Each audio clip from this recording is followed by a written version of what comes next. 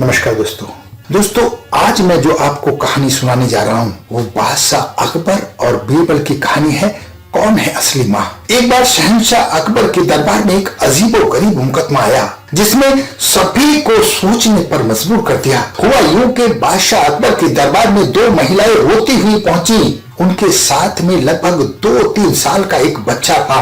दोनों महिलाएं लगातार रो रही थी और उस बच्चे पर अपना दावा प्रस्तुत कर रही थी। अब समस्या ये थी कि दोनों शहर के बाहर रहती थी, जिसके कारण उन्हें कोई जानता भी नहीं था। यह बताना बड़ा मुश्किल था कि इस नन्हे से बच्चे की मां कौन है। अब बादशाह अकबर के सामने बड़ी मुसीबत खड़ी हो गई। कैसे न्याय करें, कैसे किसका बच्चा है पहचाने। इस पर बादशाह अकबर ने सभी दरबारियों की राय ली, लेकिन इस बुद्धि को कोई सुलझा नहीं सका। तभी बीरबल दरबार में पहुंचते हैं तो बीरबल को देखकर बादशाह अकबर की बाहें खिल जाती हैं, उनकी आंखों में एक चमक आ जाती है, क्योंकि उन्हें यकीन होता है कि बीरबल इस बुद्धि को सुलझा लेंगे। बीरबल के आते ही बादशाह अकबर ने सारी समस्याएं उनके सामने रखी। अकबर ने बीरबल से कहा, क्या तुम इस समस्या का समाधान कर सकते हो। बीरबल ने कुछ समय सोचने के बाद कहा, हाँ महाराज कर सकता हूँ। और उन्होंने एक जल्लाद को बुलाने के लिए कहा। जल्लाद के आते ही बीरबल ने बच्चे को एक जगह बैठा दिया और कहा, इस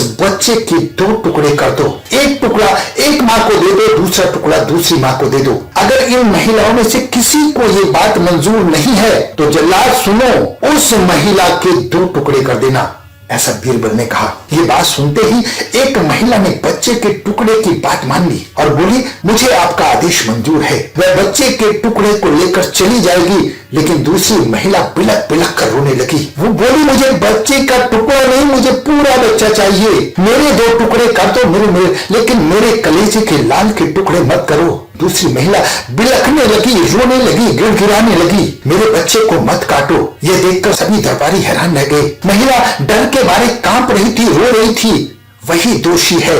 जो महिला इस बच्चे के टुकड़े करने के लिए तैयार है उसे कैद कर लो। वही मुजरिम है, क्योंकि एक माँ अपने बच्चे के टुकड़े होते हुए कभी नहीं देख सकती।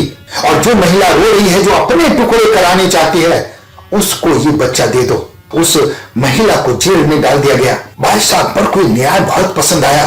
बड़ी आसानी से असली माँ का पता चल गया। तब बादशाह अकबर ने बीरबल से पूछा कि तुम्हें कैसे पता चला कि असली माँ कौन है। तब बीरबल ने मुस्कुराते कहा, महाराज, माँ सारी मुसीबत को अपने सिर पर ले लेती है, लेकिन बच्चे पर कभी आंच नहीं आने देती। इससे मुझे पता चल गया कि असली माँ कौन है। खुद के टुकड़े करवाने के लिए तैयार हो गई, लेकिन बच्चे पर जुल्म नहीं होने दिया। बीरबल की बात सुनकर बादशाह अकबर उसकी बुद्धि के कायल तो थे और कायल हो गए। दोस्तों, हमें इस कहानी से ये सीख मिलती है कि हमें कभी भी किसी दूसरे की चीज पर अपना हक नहीं जमाना चाहिए। हमेशा सच्चाई की जीत होती है।